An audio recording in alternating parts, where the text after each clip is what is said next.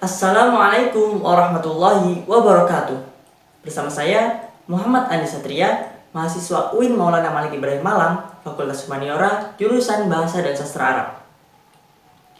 Di sini saya ingin menjelaskan tentang pengertian filsafat dan ilmu pengetahuan. Sebelum masuk ke pembahasan, saya ingin menjelaskan sekilas sejarah filsafat. Filsafat ini muncul di Yunani pada tahun 546 sampai 624 sebelum Masehi. Kemunculan filsafat ini diperkenalkan oleh Thales dengan pertanyaan kritisnya, yaitu apakah sebenarnya bahan dasar alam semesta ini air? Begitulah pertanyaan Thales. Dengan pertanyaan ini, kemudian dia diberi gelar dan dikenal sebagai Bapak Filsafat. Kita masuk ke pembahasan. Di sini ada 4 pembahasan utama yang ingin saya jelaskan. Yang pertama adalah pengertian filsafat. Yang kedua adalah pengertian filsafat menurut para ahli. Yang ketiga adalah pengertian ilmu pengetahuan. Dan yang keempat adalah pengertian ilmu pengetahuan menurut para ahli.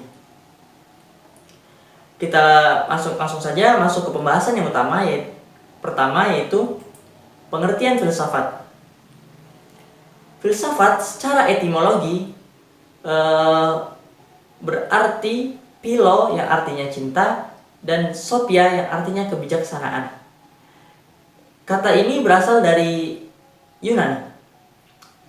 Kemudian filsafat secara terminologi ialah keinginan cinta yang mendalam untuk mencapai kebijaksanaan. Jadi bisa dikatakan seorang filsuf itu ialah pecinta atau pendamba atau pencari kebijaksanaan. Itu pengertian filsafat secara umum. Kemudian kita masuk ke poin yang kedua, yaitu pengertian filsafat menurut para ahli. Di sini ada 4 yang saya jelaskan mengenai pendapat tentang pengertian filsafat. Tokoh yang pertama yang ingin saya jelaskan ialah Aristoteles. Menurut Aristoteles, filsafat itu adalah ilmu pengetahuan tentang kebenaran yang meliputi logika, fisika, metafisika, dan pengetahuan praktis. Inilah yang disampaikan oleh Aristoteles mengenai pengertian filsafat. Kemudian ada tokoh yang kedua, yaitu Plato. Plato ini mengungkapkan bahwa pengertian filsafat ialah ilmu pengetahuan tentang hakikat. Itulah yang pengertian menurut pendapat Plato. Kemudian kita ke tokoh yang ketiga, yaitu Berling. Berling ini menyatakan bahwasanya pengertian filsafat itu ialah pemikiran-pemikiran yang bebas diilhami oleh rasio mengenai segala sesuatu yang timbul dari pengalaman. Jadi menurut Berling ini, pemikiran-pemikiran bebas itu diilhami oleh rasio mengenai segala sesuatu yang timbul dari pengalaman. Kemudian kita ke tokoh yang keempat, yaitu Buddhawijatna.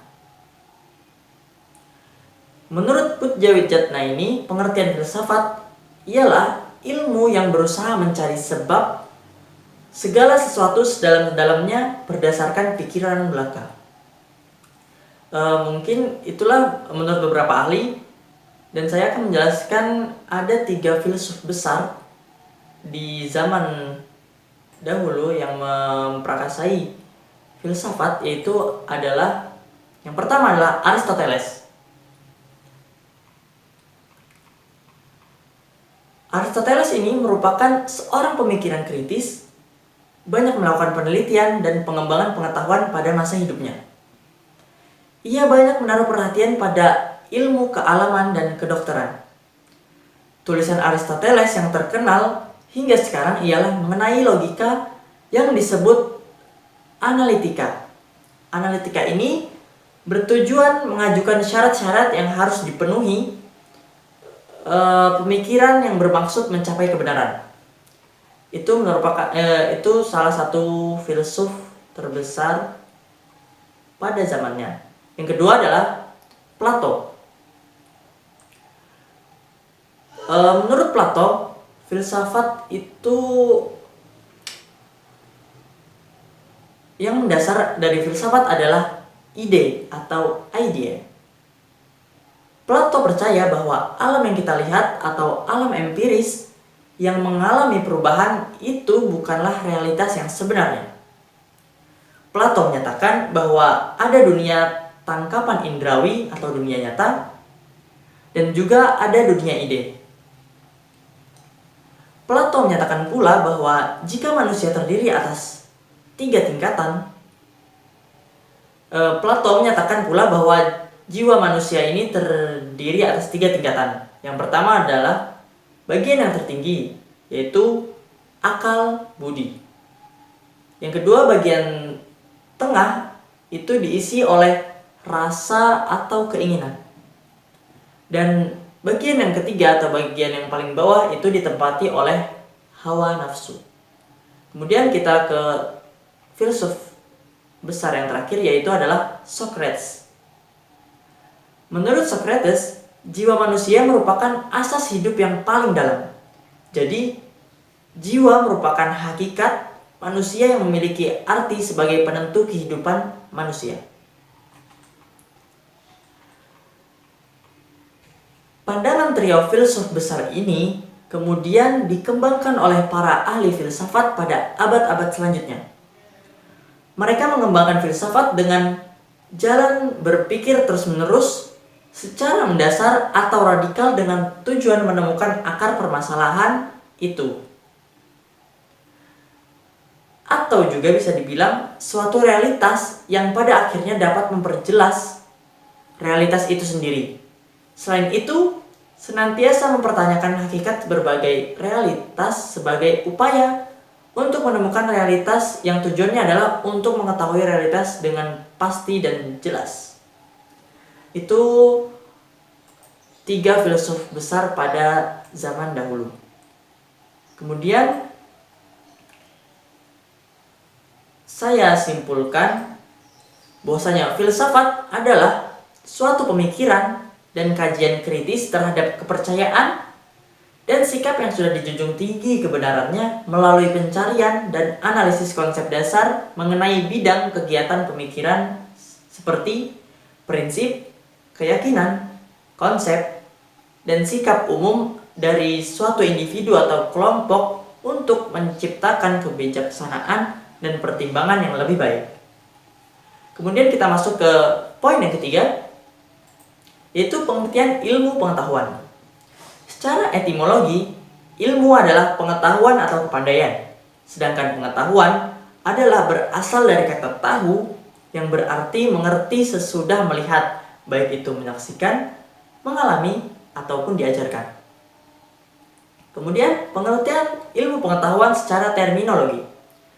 Secara terminologi, ilmu pengetahuan adalah pengetahuan yang tersusun secara sistematis dengan menggunakan kekuatan pikiran. Pengetahuan ini selalu dapat diperiksa dan ditelaah dengan kritis oleh orang yang ingin mengetahuinya.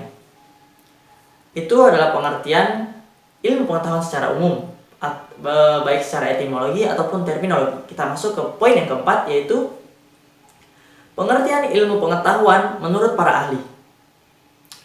Di sini saya memasukkan beberapa pendapat para ahli. Yang pertama adalah Horton PB dan Chester LH. Keduanya ini berpendapat bahwa ilmu pengetahuan adalah upaya pencarian pengetahuan yang dapat diuji dan diandalkan, yang dilakukan secara sistematis menurut tahap-tahap teratur dan berdasarkan prinsip-prinsip serta prosedur tertentu. Ini pendapat yang pertama. Pendapat yang kedua itu dikemukakan oleh Mohata. Mohata berpendapat bahwasanya ilmu pengetahuan adalah pengetahuan atau studi yang teratur tentang pekerjaan hukum umum, sebab akibat dalam suatu kelompok masalah yang sifatnya sama baik dilihat dari kedudukannya maupun hubungannya. Itulah pengertian atau pendapat tentang pengertian ilmu pengetahuan menurut Mohata. Kemudian ada pendapat dari V. Avayanev. Menurut V. Avayanev, pengertian ilmu pengetahuan ialah pengetahuan manusia tentang alam, masyarakat, dan pikiran. Kita langsung ke tokoh yang keempat, yaitu Rob Ross dan Ernest van den Haag. Menurut Rob Ross dan Ernest van den Haag, pengertian ilmu pengetahuan ialah ilmu yang empiris, yang rasional, yang umum, yang kumulatif, dan keempatnya ini atau semuanya itu terpenuhi secara serentak. Begitulah menurut Rob Ross dan Ernest van den Haag. Kemudian kita ke pendapat ahli yang terakhir, yaitu Dadang Ahmad S. Dadang Ahmad S ini mengemukakan atau berpendapat bahwasanya pengertian ilmu pengetahuan itu ialah suatu proses pembentukan pengetahuan yang terus-menerus hingga dapat menjelaskan fenomena dan keberadaan alam itu sendiri. Dari semua pengertian-pengertian ilmu pengetahuan baik secara umum ataupun menurut para ahli, dapat disimpulkan bahwasanya ilmu pengetahuan ialah merupakan seluruh usaha sadar untuk menyelidiki, menemukan, dan meningkatkan pemahaman manusia dari berbagai segi kenyataan dalam alam manusia itu sendiri. Ilmu pengetahuan juga merupakan fakta yang bersifat empiris atau gagasan rasional yang dibangun oleh individu melalui percobaan dan pengalaman yang teruji kebenarannya. Sekian penjelasan yang dapat saya sampaikan mengenai pengertian filsafat dan ilmu pengetahuan. Akhirul kalam, terima kasih. Assalamualaikum warahmatullahi wabarakatuh.